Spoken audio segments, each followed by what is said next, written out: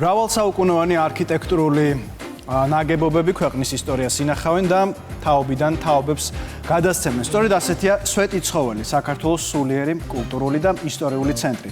მცხეთის გულში მე-11 საუკუნეში აგებული ტაძარი არა მხოლოდ შუა საუკუნეების არქიტექტურის უნიკალური ნიმუშია, არამედ ქრისტიანული რწმენისა და ეროვნული იდენტობის სიმბოლოა. დღეს მართლმადიდებლური ეკლესია წმინდა დიდებულთა 12 მოციქულთა კრებას, ანუ სვეტი ცხოველობას აღნიშნავს. სვეტი ცხოველი, ანი გენებაშვილის რეპორტაჟში.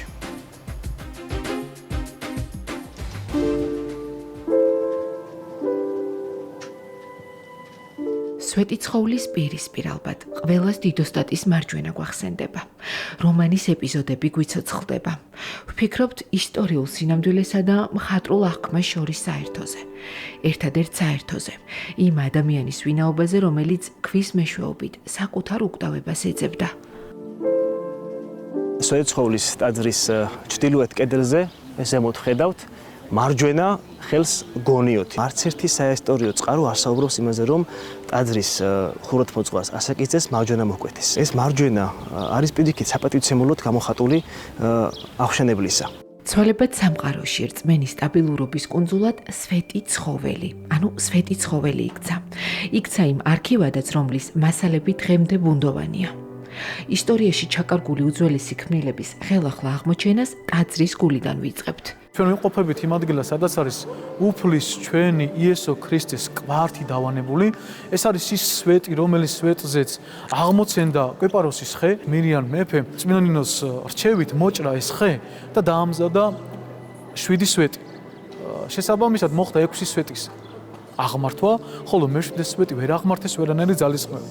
ამიტომ ღამით წმინდანინო დადგა ლოცვად და მთელი ღამის განმავლობაში ღამისთევით ილოცა და ამ კონკრეტულ სვეტს და ჩამოვიდა ანგელოზთა დასი, რომელმა ანგელოზე მას აღამაღლეს სვეტი, აისახა და ამ ადგილას აშენდა პირველი ტაძარი, რომელიც იყო ხის. მსოფლიო მნიშვნელობის ყველაზე დიდი სიწმინდე შეხვდათ. ეს არის დედა ღვთისმშობლის მიერ მოქსოვილი კვართი, რომელიც მაცხოვართან ერთად იზრდებოდა. უხილავი სასწაულის გარდა საუკუნეების მანძილზე მომლოცველები ხილულის მომსწრენიც იყვნენ. მირონი მას მერე რაც აღიმართა წმინდანინოს დროს სვეტი მეხსეულად დაიწყო მირონის დენა.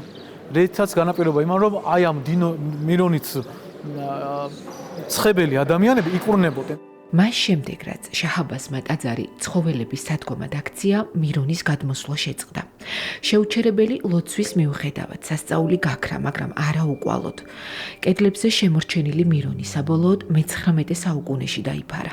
დამპყრობელმა რუსეთის იმპერიამ კედლები თეთრად გადაღება და ფრესკების დიდი ნაწილი განადგურდა. ხატრობის ფრაგმენტები, რაც აქვს, თარიღდება მე-17 საუკუნიდან.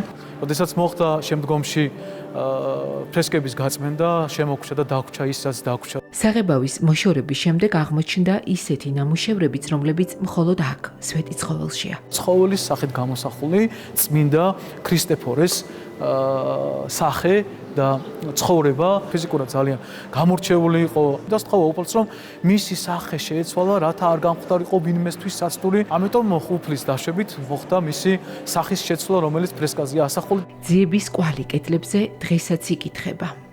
თუ კარგად დააკვირდებით, სვეტებს შორის არსებობს ღია სივრცეები, რომლებიც ძველად ხატებით იფარებოდა.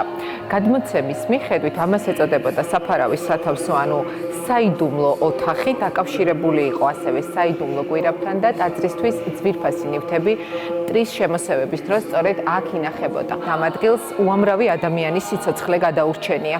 არქეოლოგებმა დაადასტურეს, რომ ამჟამინდელი ტაძრის შიგნით მართლაც ინახება ადრე ქრისტიანული ტაძრის საძირკველი. კედლის ერთ მხარეს შემორჩენილია 3 ეპოქის 3 შრე. ტაძარი ტაძარში.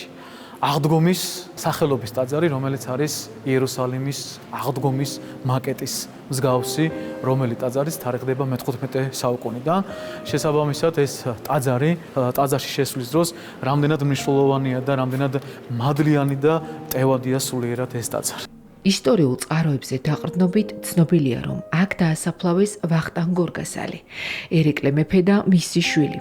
აქ იმკვიდრებს სამუდამო განსასვენებელს ბაგრატიონთა სამეფო ხაზი. ბოლო საფლავი 2025 წლით თარიღდება. სვეტი ცხოველი ითვლება როგორც ბაგრატიონთა სამეფო საძვალედ. არსებობს სხვა კიდევ მეტი დამატებითი საფლავები ესენი არის დავით ულუს საფლავი, გიორგი მეხუთე იგივე გიორგი ბრწყინვალეს საფლავი, დემეტრე მეორე თავდადებული საფლავი, ასევე გიორგი მეშვიდე და გიორგი მერვე საფლავი და ბოლოს ალექსანდრე დიდის საფლავი, რომელიც სვეტიცხოველში არის.